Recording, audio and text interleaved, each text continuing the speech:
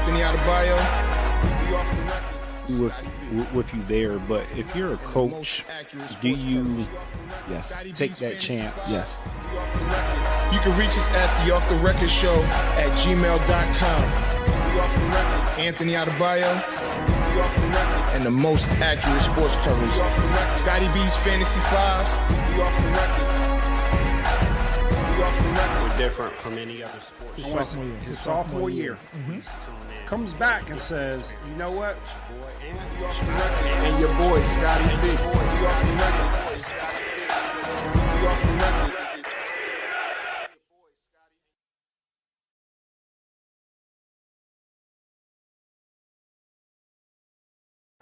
Ta-da! I forgot.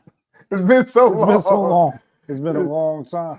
Yeah, it's been all right. So I know we've been gone for a while, but damn it, we need a break. So look, right? We've been gone for a while, but I gotta give you your credit. We've been gone for a good reason. Yeah, you've been supporting your nephew, man. Absolutely. We gotta give. Yeah, man. Do we get some horns for the Notre Dame fight? You know what? Yeah, give them the horns. Man. Oh, all right. So okay, if you didn't know, I'm Anthony Adebayo. It's your boy Scotty B, man. All right. So man, it's a lot to talk about, as you know. It is a ton. You know, I guess the first thing is the college football playoffs, but now we're in the NFL. We just passed wild card weekend, and I guess let's start with the NFL. Right? Okay, we could get to Notre Dame, and I think that conversation is probably gonna be extended. So you got some teams in there that we expected, some teams that before the season we may not have expected, like the Commanders, probably the Eagles to an extent, right? No, we knew the Eagles were going to make. We knew they were going to make the playoffs, but they had a rocky start at the beginning of the year. Like Sirianni was, he had some coaching blunders. Yes, the first couple of weeks to where I thought he was going to get chased out of town. So right. The fact that he was able to recover and get that team back on track, now kudos to him. Yeah. So, but you know what I want to start? Let's start with the Vikings. Okay. Right. Because I understand that you know, they lost. This is second time in I think 3 years or something like that they've won at least 13 games and have gone home on the first. This time though, they were on the road.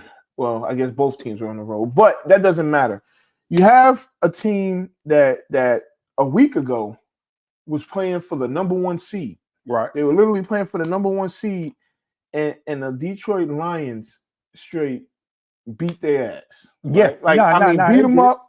They did whatever they wanted to do to the Minnesota Vikings. And I do feel like that played a part in what the Rams did to them on Monday night. Now, ironically, the Vikings only have 4 losses this year. Right. And those 4 losses are to the Rams and the Lions. That's it. Those are the only 2 teams that beat them all year. Would you consider that this season to be a failure for the Minnesota Vikings? No, absolutely not. Okay. Because the way I kind of look at it is going into the season, I felt like J.J. McCarthy was going to be the guy, right? Mm-hmm. Right after they drafted him. And me and you both, I mean, being Michigan guys, ironically, we're Notre Dame. We're Notre Dame here. With good reason. Right, with good reason. But me and you, going back to last year, we were like, you know what, J.J. McCarthy, he's underrated. The Michigan offense didn't really showcase what he could do. He was basically a team player. Yeah. And we watched during the pro days and the combine and all that type of stuff, like his draft stock rise, right? Right. So I went into the season thinking that, okay, he's going to be QB1. It's smart to bring in Sam Darnold as a backup quarterback because he was in San Francisco's system, and I was like, okay, that's a good contingency plan. Right. when J.J. McCarthy went down, I was like, okay, well, Sam Darnold, he's still good. He's solid. Yeah. But I didn't expect playoffs, right? Right. So as the season went, and I want to tell you, we do a lot of fantasy football. Mm-hmm. And Justin Jefferson is always going to go first round. Right. And I remember there was a lot of hesitation with how that offense was going to look without Kirk Cousins. Was Sam Darnold going to be able to be the guy? Just a lot of that type of stuff. So when he started out pretty hot this season and he kept the consistent play, I was surprised to see how he's performed over the last couple weeks. Well, I think throughout the season, I think that he's a legitimate MVP candidate. Will he win it? Of course not, because I just think his interceptions are a little too high compared to the two favorites that you would call, Josh Allen and Lamar Jackson. So I think that he should be in a conversation. Do I think he's going to win it? No. He made his first Pro Bowl this year. I think he had a good year as a quarterback. I mean, he had a damn good year. Yeah. The Legion team to 14 wins is nothing to sneeze at. You know what I'm saying? That's not easy to do. So I do feel like he had a good year, and I don't think that their season was a waste or a failure. I think that they overachieved. I think they're over minus over under for the season was like 5.5 for 6 games. So I mean, they almost tripled what their wins were supposed to be. So when I look at Sam Darnold, I think about something that we talked about earlier this year, right? No. It's a good thing, right? So you got like the Baker Mayfields and you got like the Sam Darnolds to where their careers start off a little rocky.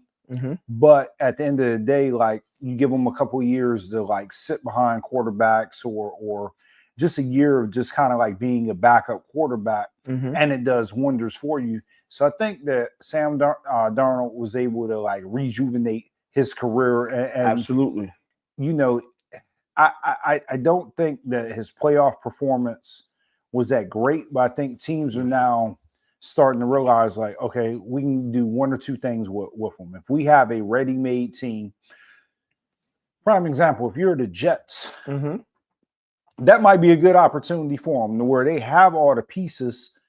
You plug in the Sam Darnold into that offense and with that defense, they could be a playoff team next year. So if you're a team like the Jets, I'm trying to think of any other teams that would be that are ready-made. I mean, there's a few. I mean, you look at Sam Darnold, like maybe the Giants aren't ready-made, but I mean, I wouldn't go to. I would stay. I wouldn't go to New York either. But there are teams. They got some players that if they figure out how to have a decent draft with some of the players that they have, and you add like a good caliber quarterback, they can make a change. I mean, we just saw it with the Commanders. I know we'll talk about them in a second, but the right quarterback can change the whole dynamic of your team. Yeah, and so I guess the question is, would they re-sign Sam Darnold or would they let him go? Me personally, I think you give him a 2 or 3 year deal. I know a lot of people are kind of like, disheartened from the last 2 games that he played. But if you think about it, I know that Detroit was hurt. I had a ton of guys hurt, but that team is different. That team is different, and they're prideful, right? So yeah. But last week, I mean, he lost to 2 teams this year. I mean, so look at it this way, and I have to agree with you, right? So yeah, you invested a lot in your first round pick with J.J. McCarthy. That's fair, right? That is fair. But if you have a quarterback that's a Pro Bowl quarterback, do you let that quarterback walk out the door and not know what this other quarterback gives you? I don't think so. I think if I'm Minnesota, I'm going to at least see through what's been going on this season, right? Because you got like good chemistry with Justin Jefferson. You have TJ Hawkinson back for like the entire year. Yep. You've got a pretty solid defense. What's the guy's name? Brian Flores has been like coaching. I mean, and I mean, he's gonna get some looks as a he's gonna get, but more than likely he's gonna be back. You know, he's gonna. Yeah, I just don't see him being a head coach yet. I think eventually he'll be a head coach, but I'm sure we're going to talk about like all the head coaching vacancies. But Absolutely. I don't know if teams are necessarily like clamoring for him over some of the other guys that will be available. Yeah, and yeah, like you said, we'll get to the coaches, but yeah, those guys will be back. So if I'm them, I'm probably bringing Sam Darnold back. We'll see what happens. Because again, JJ McCarthy is only 20 or 21. So the thing is, a lot of these quarterbacks need to sit anyway. Right. They need to sit, learn the game, develop, and by the time they're ready to start, So yeah, let's move on to the Commanders. I think they're a good story. A lot of people probably was expecting me to come on here and talk crazy about them, right? But what I like about the Commanders is definitely not their fans, right? I mean, but you know what? They've been decent this year. I'll give them. I'll give them grace. They've been decent this year. I'll give them grace mainly because they haven't won a playoff game in 20 years, and so you got to give them their props. Jaden Daniels is the real deal as far as right now, because I do recall us last year at this very moment saying CJ Stroud is the real deal, and I still think CJ Stroud is the real deal, but he took a step back. And it could have been. It was going to be tough for him to live up to the X. But he won his division. He did win his division. So he won his division 2 years in a row. But in regards to Jaden Daniels, he has, from what I see right now, he has that what some may call it a clutch gene, right? Yeah. I mean, we saw it firsthand, twice. with the Bears game and the Cowboys game that they lost, but damn, he threw a damn 70-something yard touchdown pass to Terry McLaurin. So he makes everybody better around him. I think. Yeah. One thing that I have to acknowledge with him is whether or not you play defense, whether or not you play offensive line, whatever your position on that team is, when you believe in your quarterback, the rest of the team plays. Everything falls in the line. But there's something to be said, and we'll get to the Cowboys in a second, because there's actually a lead to the Cowboys. There's something to be said about culture, right? And there's something to be said about bringing in vets and having a quarterback that people believe in. Now, I personally believe that Dak's a good quarterback, blah, blah, blah. And I believe that, you got to bring people in. You bring in like guys like Zach Ertz and Bobby Wagner, and just think of any other Dante Fowler. Just think of all the vets that they brought in, right? That some may have said they're too old or they castaways or whatever, and it's working, right? They went from 4 wins to 12. The other thing is they don't have a front office getting in the way, right? And that's one of the things that you could say about pretty much most of the playoff teams, right? They got vets, and they have a front office that don't get in the way. The Cowboys got vets. The Cowboys got good players. They got a front office that gets in the way, right? And we can talk about it now, right? Yeah. So I got questions about that, right?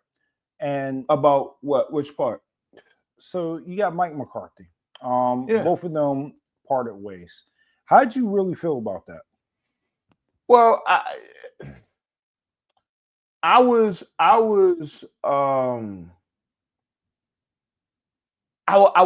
kind of indifferent, right? If Mike McCarthy would have been brought back to coach, I would have been cool with it. I think he's a damn good coach. I think that he gets a bad rap because he coaches the Cowboys. Um, what I don't like, is if you're gonna let him go, let him go. You don't need to block the Bears, and I guess that was just it was just whatever. But you don't need to block the Bears. You don't need to block whoever. If you're gonna let him go, let him go. So and I feel like it's just I ain't gonna say it's Bush League, but you don't often see a coach get to the end of his contract. They either get fired before they get to the end of their contract, or they get a new deal. Right. I don't even know if I can remember the last time a coach got to the end of his contract and was probably going to coach another. Most of the time, they either get fired or they get an extension, some sort of extension. Most of the time, if a coach is out of his deal, he's retiring because the game may have passed him by or whatever. We never see this, and it goes to what has been happening in Dallas the last whatever years. I'm not going to go back to the 90s. I don't care to go back to the 90s. We can just go back to the last 10 years, right? And you see this. I'm not even gonna call it a distraction. You see BS over BS. You got Dak. You gave him a deal before, but even then, he had to fight and claw to get that deal. When you see guys that are, and again, this is no shot at no other quarterback, but Trevor Lawrence, Justin Herbert, Tua Tagovailoa are three that I will name that have not done more than Dak in this league, and they didn't have to blink twice to get their deal, right? And I get it, they first round picks, but even so, Tua, Justin Herbert, and who's the other one I said? Tua and Trevor Lawrence. None of them won a division. Dak won his division as a rookie. You see what I'm saying? So it's just like, but those are different. But it keeps everybody relevant, right? Because it's a better story if the Cowboys haven't paid Dak. And even though they ended up paying, you said it's a better story if they haven't paid. It's a better story to me. It's not a better story. It's just a distraction. It's a distraction to most people. But if you're Jerry Jones, it keeps your team relevant in the headlines for all the wrong reasons, but it does keep everybody talking. Hey, I wonder if they're going to sign Dak. I wonder if he's going to sign somewhere else. When all along he probably did realize he was going to sign Dak. He knew he was going to sign Dak. He knew he was going to sign CeeDee Lamb. My thing is this: why play this game? Like CeeDee Lamb's like that was dumb. We already know what the market is. He's outplayed his contract. Get him in his deal. Let's get on. Let's get all of that BS out of the way, because people may say, "Oh, distractions are distract." That's the point. And yes, I personally feel like Mike McCarthy. Like if Mike McCarthy wasn't the coach, the Cowboys definitely wouldn't have had 12 wins those other seasons. And the Cowboys damn sure wouldn't have had 7 this year. I mean. Yes, we lost some terrible games this year that should have been wins, but you look at the Cowboys overachieved this year. Yeah, I mean, it was an injury-riddled season. Like right. I have to give them that. So let's ask this, right? Mm-hmm. So Deion Sanders. Oh God, it's been a lot of talk about could Deion Sanders be the next coach. I personally don't think it's a bad idea. How do you feel? I think it's a terrible idea. And Deion's my guy. I think it's a terrible idea because, all right, okay. I think Deion is good for college. I do not think Deion is good for the NFL. Those are 2 separate games. And in college, you got to be a motivator. You gotta recruit your butt off. And man, these NFL guys, yes, Deion played in the league. You know how many coaches are former players? You know what I'm saying? So it's like it's not. I personally don't think. I think that is just another distraction. That will be the biggest distraction. And not. I'm not trying to be funny. I know that Deion Sanders is just a Rooney Rule. That they're using his name for the Rooney Rule. That's it. You know, I, I I can see that. But me personally, I think if Deion was to come to the Cowboys, like doesn't say next year, the Cowboys is probably going to win 5 games. The Cowboys are not going to have a good season. If again, this is and I said it before, I'll say it again. My ideal coaching staff, right? You got to bring Al Harris back as your DB coach. Okay. That's the first thing. If my ideal coaching staff, you have Ben Johnson as the head coach / play caller. Okay. He can hire whoever as his OC. It don't really matter. You have Robert Saleh as your DC, right? And so he's going to interview for the head coach. I would say this. I'm cool if Robert Saleh was to get that job. I'll be cool with that because I wouldn't, right? Because let's go here, right? Mm-hmm. If he's the defensive coordinator, yes. So I'm aligned. If you get Ben Johnson, you get Robert Saleh as the defense coordinator. Mm-hmm. If you let Mike McCarthy walk out the door and you bring Robert Saleh, that is definitely taking steps back. Totally agree. And I would be at least with Deion, I could say, you know what? They're this.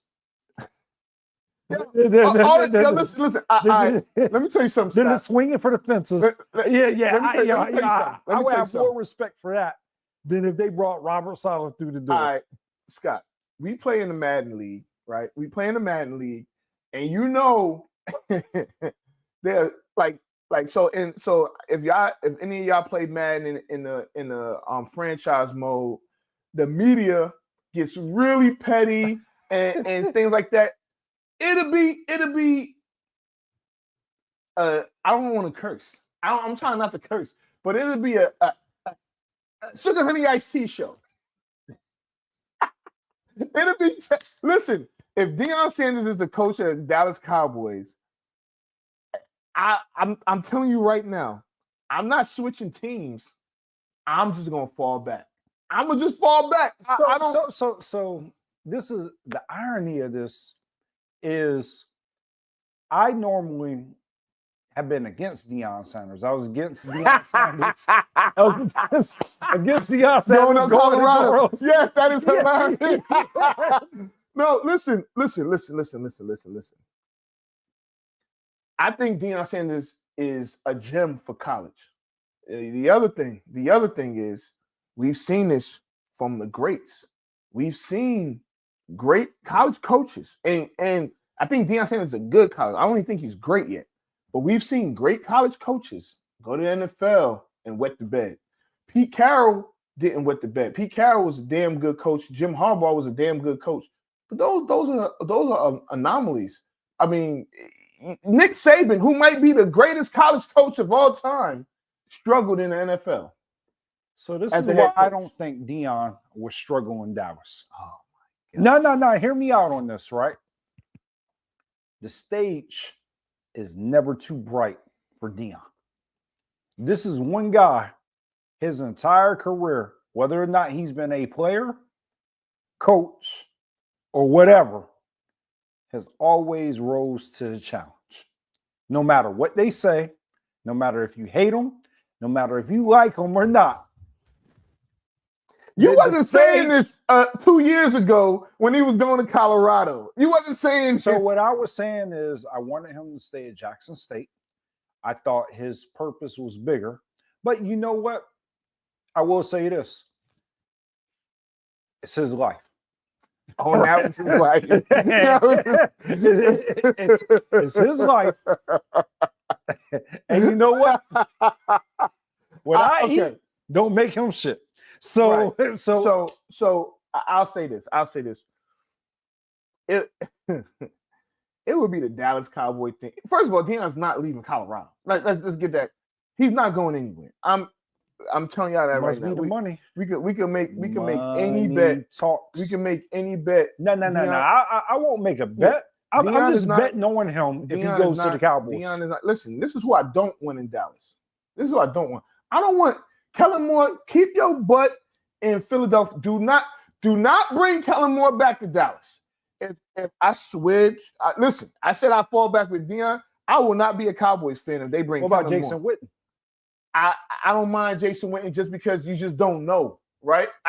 I would be better with Jason Witten than Kellen Moore. I think Kellen Moore I don't think he's going to be a good head coach. Would you say Jason Witten over Deion? Yes. Why? Well,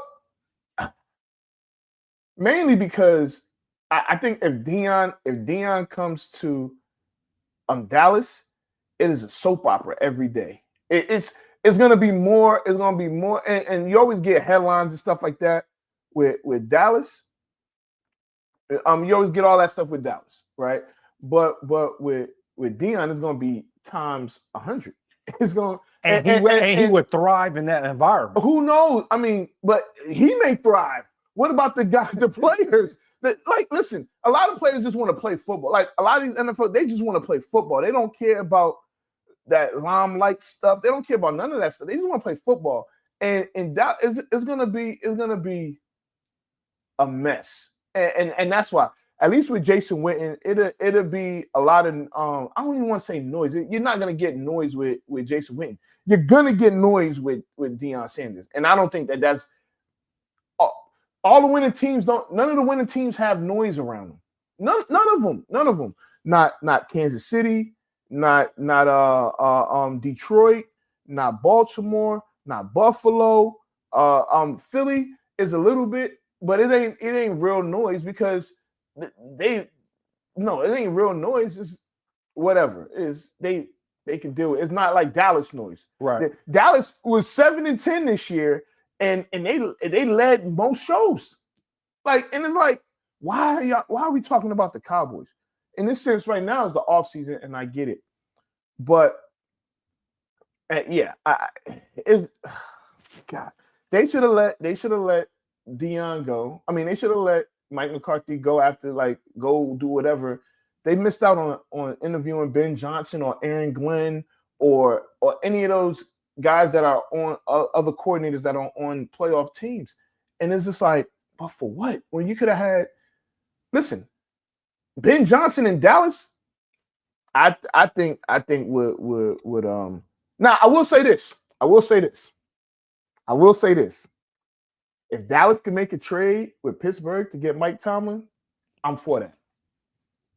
I'm for it. Nah, that'd be good. So look, let me ask you this. Okay. And this transitioning from Mike Tomlin. Okay.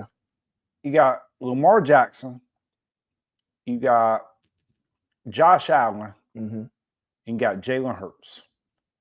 All three are still in the playoffs. Mm-hmm. Who's got the most pressure to win? Ooh. So I think the person that has the least amount of pressure out of them is Jalen Hurts. Okay, agreed. He's been to a Super Bowl. So I mean, I know that was 2-3 years ago. It don't matter. He's been to a Super Bowl. Dang, I think these two quarterbacks they're playing. I think they have equal pressure. I mean, because Lamar Jackson has the pressure of getting over the hump. He hasn't even been. Well, he was in the conference championship last year. He's a two-time MVP. Maybe possibly three. Yeah. Without a championship. I'm going to tell you, and Josh Allen gets somewhat of a pass. I know people don't agree. Like Josh Allen does not get the same treatment as Lamar, but this is a lot of pressure for Lamar. He's got to get this done. He got his running back. Listen, I know Mike might be watching and some other people, but I honestly don't think this game is going to be close on Sunday. I think Baltimore wins by 2 scores against Buffalo. Mm-hmm. I think that. What makes you think that? Well, I think that Lamar. First of all, they beat him already, right? But that doesn't matter. Game was in Baltimore. But now don't get me wrong. Josh Allen is playing lights out. But I feel like the one thing that Baltimore did that helped their struggling defense was putting Kyle Hamilton back deep at free safety. That was the first thing. Second, I don't know if Buffalo's going to be able to stop Derrick Henry right now. He's running like a man possessed. And you have that to deal with that plus Lamar Jackson. I feel and they may get Zay Flowers back. I personally think that Baltimore is the better team. I think that Lamar Jackson should be the MVP. And I think that Buffalo, I think that Josh Allen gets that pass that you was just talking about because they're gonna lose to Baltimore. I think Baltimore's going to the Super Bowl. It's the best I've seen Josh Allen look in a really long time. I think the mentality and for all intents and purposes, I didn't like what happened to Stephon Diggs. Why? I felt that Stephon Diggs was a lot more critical to Josh Allen's success than may have been led on until this year. Right? So when he left and he went to the Texans, I was like, dang, yo, they did Stephon Diggs dirty. Mm-hmm. But watching the way that offense has been able to perform under the everybody eats mantra, and the way that they focused on getting James Cook the football and how it has opened up the passing lanes, I'm not so sure that Baltimore gets this done. I mean, Buffalo was playing really, really, really, really, really good football. I smell a bet coming. Are you picking Buffalo? I am picking Buffalo. All right, what's the bet? We got to have a bet. I personally don't think. I think a gift card to Lids. Or Fanatics. We do Fanatics. We'd do a gift card to Fanatics. Yeah, Fanatics. So they got because it's a couple college get a couple things from college. We can do a gift card to Fanatics. All right. So gift card to Fanatics. I got Baltimore. Scott has Buffalo. I don't know why he put his faith in the white man. But anyway, I'm joking. I'm kidding. I'm just kidding. But let's get to the national chain. Let's get to college. Hold on. Before I do see a question here, and I think it's a good question by Curtis. He said, of all the NFC teams, which team will be the biggest sleeper? I think right now with the teams left, it has to be Washington. Right? I agree. I think that's easy. I think it's Washington, but I think Washington gonna get their ass whooped. I'm sorry. I'm sorry. They're playing the line. They're playing the line, and so the Lions do have injuries on defense. They got like 13 or some crazy number on injured reserve or 17. But this is what I'll say about the Commanders. Them corners is in for a long. Listen, Detroit's offense is amazing, amazing, and I think. I mean, Detroit honestly has just been the best team in the NFC. A lot will argue has been the best team in the NFL.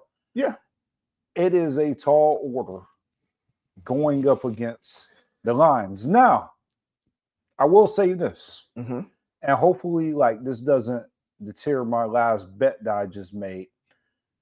Whoever I normally pick to win normally loses. So the fact that I'm so sure that the Lions are going to beat the Commanders, I would put money on the Commanders if you're out here listening. And that's why I don't normally gamble. That's why I normally don't gamble. Because wait, you're picking the Commanders? We about to double this bet. No. I was about to say. I'm picking the Lions. Okay. But my track history with whatever team I pick, the other one's going to win. Yeah. So. All right. So, all right, just real quick before we get the cards, I got Lions beating the Commanders. What's the other game? Philly and who's Philly playing again? Oh, Rams. The Rams. I got the Rams. I got Lions, Rams, and the. Well, before the season, I picked the Rams to go to the Super Bowl. So I got the Eagles over the Rams. Okay. Damn. I do have the Lions. I have Buffalo. And Chiefs. The Chiefs play. Oh God. Yeah, I think everybody. The Chiefs play the Texans. That's Yeah. I mean, I think it's gonna be a close game, but I think the Chiefs. So I got the Chiefs have Baltimore. played close games all year, and I think for most people, their record was better than the eye test. Mm-hmm. The Chiefs can be beat. I just don't think by the Texans. Yeah, I think they lose to Baltimore, but I gotta go back. I'm almost certain that I think I said Baltimore Rams in the Ravens Rams in the Super Bowl, but we'll see. All right, college football playoffs. We've been again. This is our first show back for the year. The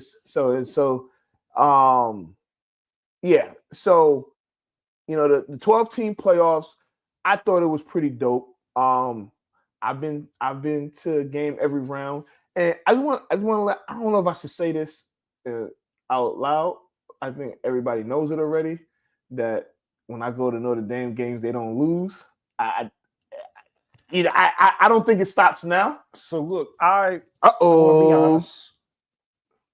There is no bone in my body that will allow me to root for Ohio State. Okay. I know Michigan got their victory. They destroyed them. Well, I shouldn't just say destroy them, but I'll say that Ohio State team has been a totally different team than they since they played Michigan. Absolutely. They went on one of the tears. I think I heard the analogy that it's like waking the Undertaker up. And I mean, they've been on that type of kick during the college playoffs. I would love for Ryan Day to lose this national championship. I would love for them to get smoked in the championship. So let's go Notre Dame. They have to finish the job. All right. So this is what I'll say in regards to that game. Of course, I have Notre Dame. First of all, if Penn State was playing Ohio State, I was picking Penn State. Maybe. But regardless, I have Notre Dame winning this game for multitude of reasons. Like, there's so many different storylines, and Marcus Freeman is an Ohio State alum, played football there. He's the first black head coach. Ryan Day is the first coach with a red face to play in to coach in the championship. But football wise, what I've seen from the film that I've watched and some of the games that I've watched with Ohio State is that they do struggle against good defenses. And if you want to be totally honest, Texas defense is okay.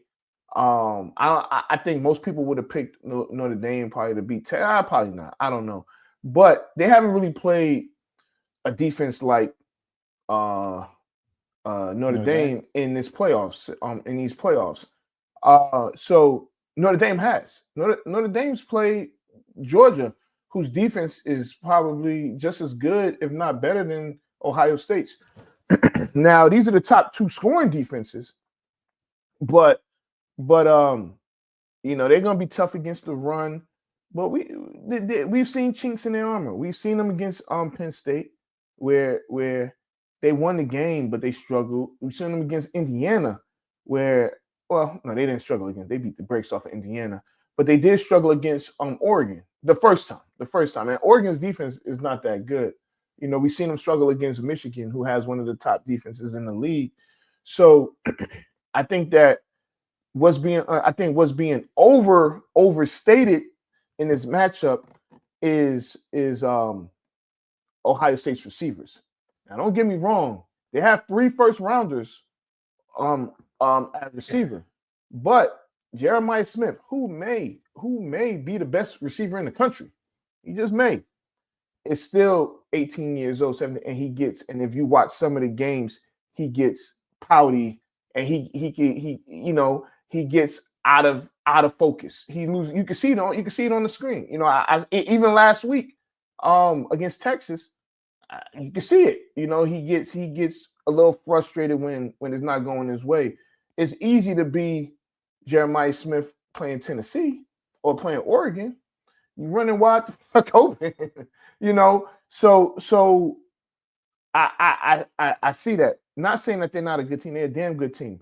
But Notre Dame does have the best defensive coordinator in the country in Al Golden. I think that Al Golden can scheme up any and everyone, right? So Will Howard will think he's seeing one thing, and it may be something else, right? So with that being said, I think it's going to be a damn good game.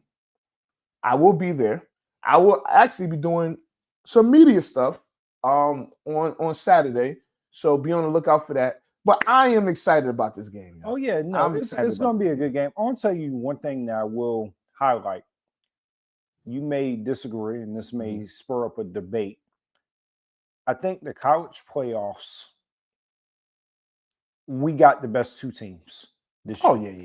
I think if it would have been 4 teams in, you get a lot of favoritism, right? With that, you get a lot of teams that are the cliche better teams. So I'll say this year, watching the playoffs and seeing a team like Notre Dame, and I don't know, this is just my opinion. If it was 4 teams, they would have been what, 5th or they would have. Well, they're the 7th seed right now, so they would have had a New Year's Day game, but they wouldn't have had the opportunity to play for a national championship. Ohio State would not have been in if we wouldn't be in the playoffs. So listen, this is what the playoffs would have been if it was 4 teams. It would have been Oregon, Georgia, Boise State, Arizona State. I could almost guarantee you that if it was the 14 playoffs, it would not have been Oregon, Georgia, Boise State, Arizona State. They would have found the way to put Ohio State in, or even Notre Dame. They would not have had a 14 playoffs with Arizona State and Boise State. They wouldn't have, because it wouldn't have brought it would have been one of the least watched. You know what I'm saying? And you know what they would have done? They would have been like, well, the committee looked at strength for schedule. Exactly. And it would have been Oregon, Georgia, Texas, and they would have figured out. Texas and pick another team. Probably because who won the Big Ten? It wouldn't have been Oregon. It wouldn't have been Penn State. It probably would have been like it may have been Arizona State, or it wouldn't have been Boise. It may have been a Notre Dame. Who was the 5th seed? They won, but it don't matter. Oh, Penn State. So Penn State did play well in the Big Ten championship. I can tell you now, if it was just a 14 playoff, Boise and Arizona State would not have been those top 4 teams. I can tell you that but without a shadow of a doubt. But we saw a better college season. Absolutely. Because I want to tell you, this is the way college feels for me. If you get 1 loss, Alabama, if you're LSU, you're Georgia, you still have an opportunity. Mm-hmm. You get 2 losses, you're not making the top 4. You're done. Yeah. You're done. done unless. And Ohio State would have been done. Yeah, unless you figure out how to win the SEC. Because I feel like Alabama or Georgia or one of those teams have maybe had 2 losses, but a SEC championship game might have propelled them in. This year, with 2 or 3 losses, teams were still playing. 2 losses, not 3. Ain't nobody making but teams were still playing and that. There's a possibility that you could hit that top 12. So you know who don't like the 12-team playoff? Who? The SEC. Oh yeah. Listen, all you see is Notre Dame lost to Northern Illinois and Ohio State lost to Michigan, and well, you look at it, and Alabama lost to Vanderbilt. Okay, and they lost to a terrible Oklahoma team, and they lost to who else they lose to? Was it Texas? No. I don't know if they played Texas, but they lost 3 games. But that's the interesting thing, right? So it's not just the playoff; it's the transfer portal. It's even the landscape of college football. I mean, you had guys to where, like, you were playing Alabama, you heard a guy, somebody was going to come back into the game, and it was going to be first-round pick. It's a first-round pick. They were going to have a good season, but now those guys don't have to sit. They're going to look around the country, and they're going to say, "Oh, hey, I've got an opportunity here. I've got an opportunity there," and it's even the playing field, and I like it. Absolutely. No, I agree. So I think that the playoffs have been crazy. I've enjoyed them. I mean, I think we had some good, and it does remind me a little bit of March Madness, right? Because you got somebody like Scatterable, right? Who the world, your diehards or people that watch. It was like, oh, yeah, the running back from Arizona. They may not even know his name. They just know he got a funny last name. But now the world knows. He put that team, I mean, even though they lost, he had a tremendous game. I mean, so now you think of it, I think of it like Dwayne Wade, right? When Dwayne Wade was at Marquette, his last year at Marquette, a diehard college basketball fan, like, yo, that dude at Marquette, he's a monster. But then the tournament comes and he goes crazy, and he a top 3 pick in the NBA.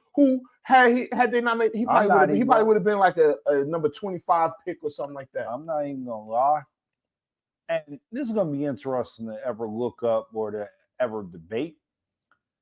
He didn't win a national championship, but the tournament that he had, I mean, he was putting up triple doubles. I was talking about Dwayne Wade. Yeah, I was like, who is this guy out of Mark? I mean, he took them to the Final Four. So I mean, damn. I mean, he had a tournament of the ages. Somebody else. I guess Ja Morant had a good. He was. I think everybody, because he jumped so high. He had so many. Ja Morant, I don't think made it past. No, 30. Yeah. He lost in the second round. Yeah, but he had so many that sports, he had, sports and the highlights and all of these things. So yeah, I think that these playoffs introduced guys. So they knew about Genty. Everybody knew about Genty. He didn't have the best of games because, I mean, it is what it is. But you found out about those running backs at Penn State. You found out about the running back at Arizona State. Or what's the guy on defense from Penn State? I'm trying to. Oh, which one? Oh, you talking about number 11? Abdul Carter. And listen, let me tell everybody. Now he is a dog. Listen to me when I tell you. What you see on TV. If you see him play in person, you're gonna be like, oh, like, you know how people say this player jumps off the screen? Yeah. You see him on the, like, I couldn't believe it. I was like caught up watching him get off the block, run down the running back down the line of scrimmage, not give up, not waste steps. It was like, for one, this guy is well coached, and he's a straight up monster on the field. So he to me, he's a top 5 pick, if not higher. But I mean, it depends on the team and things like that. And that was just the way you saw him playing. Yeah. And I mean, and I'm not gonna act like I didn't know about Abdul Carter. That was my first time like watching a whole game of him, like, I mean, wreck a game. And he was hurt. He was hurt. So I mean, I think he's gonna be a damn good pro. And I know it's almost time for us to go, but I do want to bring this up because I know we was talking about it. You bring up Abdul Carter. So history of like numbers. So at Penn State, number 11, you got Abdul Carter now, Micah Parsons, LeVar Arrington. You got number 7 at LSU's Got number 1 in Michigan. Number 1 at Michigan. So what's the number? Is it number 2 at Ohio State? I forget about Ohio State. But we'll just use LSU and Penn State, right? What number carries more weight? The number 11 at Penn State or the number 7 at LSU? I'm going to go with the number 7 at LSU. Ooh. I'm going to go with the number 7 at LSU. Ooh. Oh, I'm going to go. I couldn't in my right defensive mind do that. That number 11. I'm going with the number 11. That number 11. You know what you know what it is about that number 11. When you look at it on those all blue jerseys, yep, it's clean. It is a clean jersey. And I hate Penn State. It's clean. It is clean. Yeah. But that number 7, man. Okay, so you got Pat P. Yep. Leonard Fournette, Tyrann Mathieu, Derek Stingley. Yeah, man. I mean, so those 4. But with Penn State, you got Duke Carter, Micah Parsons, and LeVar Arrington. Like LeVar Arrington might be the best out of all of those guys, college-wise. Yeah. Okay, but let's go pro though, right? Does LeVar Arrington have a better career than Patrick Peterson, or even the Honey Badger? I'm going to say no. I give you Patrick Peterson, Honey Badger. LeVar Arrington was still the a Honey monster. Badger is a nickname of an animal that nobody has ever heard of. that fit exactly. He was a monster though. I got to hear some Honey Badger stats versus LeVar Arrington. All right, so it's gonna be a little different because one was a linebacker and the other is like a safety. But LeVar Arrington. All right, so he was a second-team All-Pro twice. He made the Pro Bowl 3 times. It's a pretty good career. He was in the league, so he was only in the league 7 years.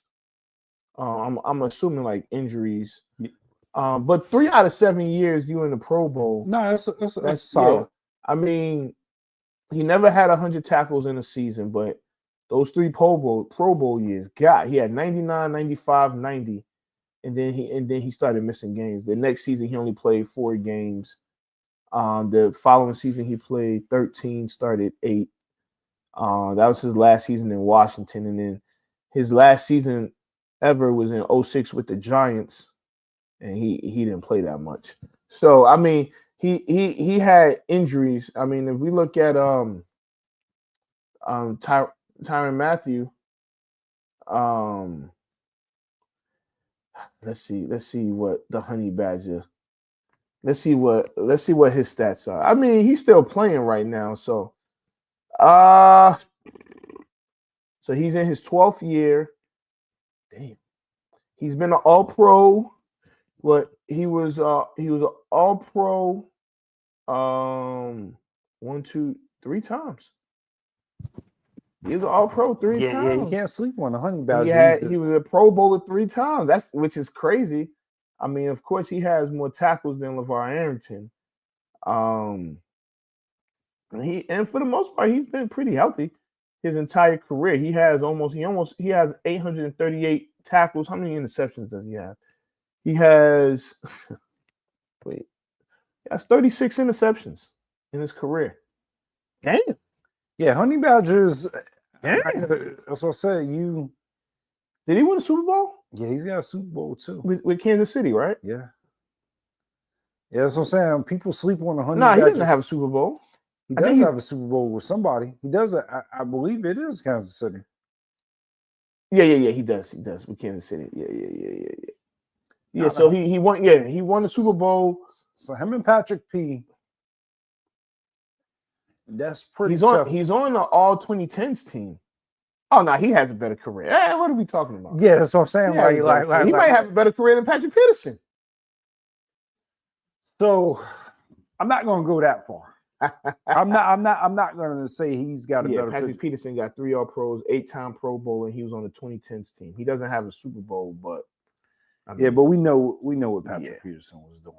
Yeah. So really, you take those guys. Mm-hmm. Michael Parsons' career was pretty young. He could eclipse those guys, but I think out of that group that were 11, he's probably got the most promising.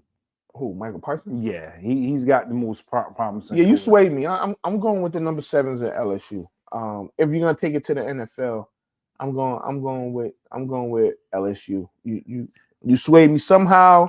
We back to the SEC. God! But this is what throws the number 7 off, and this is where I will make the argument for you. Mm-hmm. The fact that they got Leonard Fournette that wore the number 7, the number 11, it being a linebacker, you got to give a little bit of credence to that, you know. Yeah, I'm sure they probably had some 11s on offense, but don't nobody care. But they have it on defense. You gotta be. That's more prestigious than winning number 1, right? So yeah, man. But the game is this weekend. Best of luck to Notre Dame, man. Can't wait. I think it's gonna be super dope. And you know, maybe I get another interview with a Don, or maybe some of the other guys. I'm gonna pull up on some of the guys and just, you know, whatever is dope. Some of the parents, and you know what? And before we even go, shout out to those parents, man. Listen. Let me tell y'all something. So for y'all, some of y'all that may or may not know, you gotta think about it, man. You got parents that are flying from all over, right? Some may have it, most don't, right? And they're making it their business to support their child.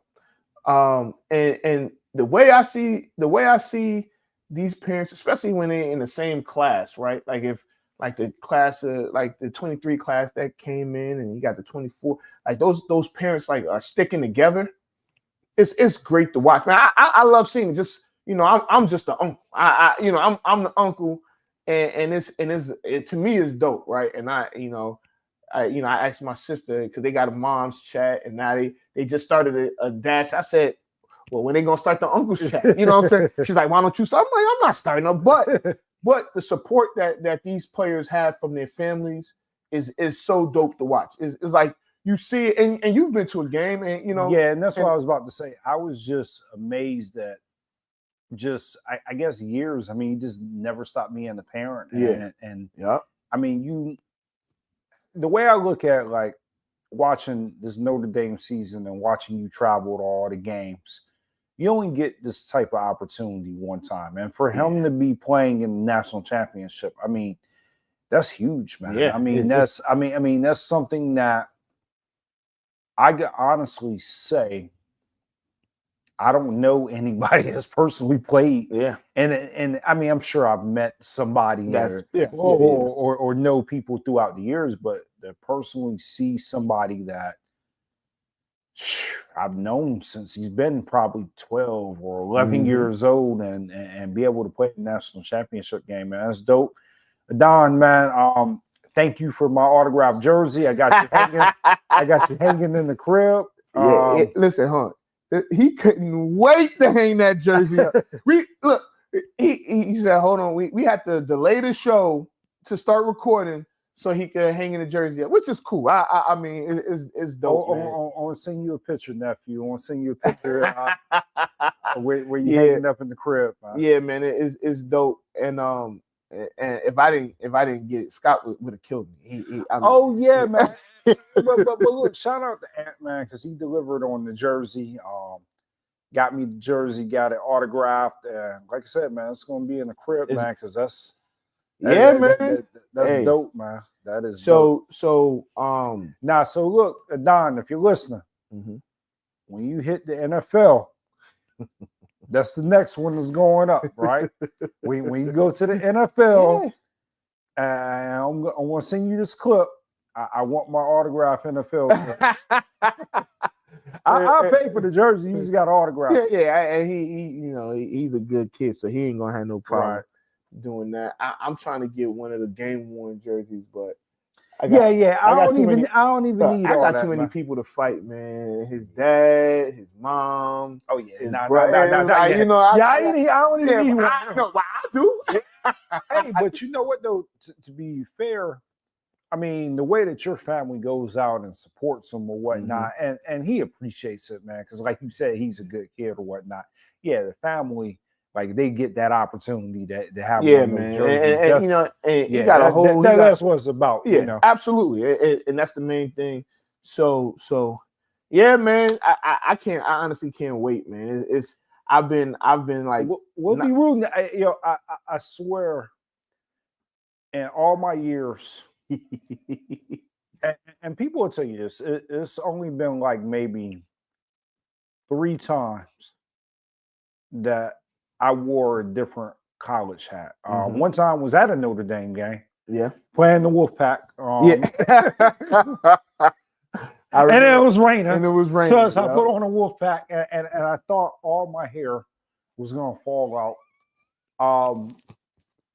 And most people, I'll just share this. You'll see me in a different baseball hat. Maybe an NBA hat. But football, is always either a Niner and a Michigan. This is the first college hat that I've worn for this long with this. And I'm pretty sure I got a friend out there that is a diehard Notre Dame fan. If he sees this, I would never, ever in my life. Live this down. I could believe that. Listen, growing, I didn't. Listen, hey, but I'm going where the fam goes, so it is what it is. Oh yeah. I got a support nephew. Now when you get to when it's. Yeah, I got to support nephew. If you go to the Commanders, Eagles or Giants, I'm gonna just have to wear Notre Dame jersey. That's what his dad said. His dad said if he go to the Cowboys, he gonna wear his college jersey. So I do want to do this before we get out of here. I'll make this quick. Okay. I want to thank everybody that was watching. Thank you, Anthony. This has been a very sad hour. The whole time I was on the show, I just been thinking about Trevor Lawrence. Whether or not he was going to be healthy. So please wish him a speedy. Hey, talk about. Hey, I think you about to say something for real. Yo, please wish him a speedy. Hey, listen, in real life, Trevor Lawrence is okay. He's talking about on batting, y'all. He's talking about I am distraught. I don't know what we gonna do. And I use my season trade. I don't know what we're gonna do. We're not built without Trevor. I don't know. Yeah, I don't know what's gonna happen. Hey, I'm looking. Listen, y'all. If y'all don't understand, I was like, yo, what the hell? What's he about to? What's happening? I was like, yo, what happened? Oh man, you gonna be all right, man. We just gotta wait to see. I'm about to. But all right, man. Let's get up out of here. I mean, this is Off the Record. I'm Anthony Adebayo. Boy, Scotty B. He can't even focus right now. He gotta go right to the game. Man. Yo, let's see. We out of here. You want me to leave on? Stay on the air to see. This is bad. Hold on. Go to the injury. Go to your roster, man. This is not good. Of course, connection error. You hit R2, man. Stop prolonging this. Yeah, I got a feeling, man. The fellas already know, man. I know Rock already went. Oh man! All right, y'all. So he's logging into his man, and he has to see the injury report. All right. and it seems like the No, thing. it seemed like he might. Oh, be we had okay. advanced already. Oh, boy. Man. Oh! Not bad. Not bad. Sorry, he's out for 3 weeks. Ladies and gentlemen, upper arm fracture. I probably don't play him in those 3 weeks, but all right, we out of here. Peace. Peace. Anthony Adebayo. with you there, but if you're a coach, do you take that chance? Yes. You can reach us at the Off the Record Show at gmail.com. Anthony Adebayo and the most accurate sports coverage. Scotty B's Fantasy 5. We're different from any other sport. His sophomore year. Comes back and says, you know what? And your boy, Scotty B.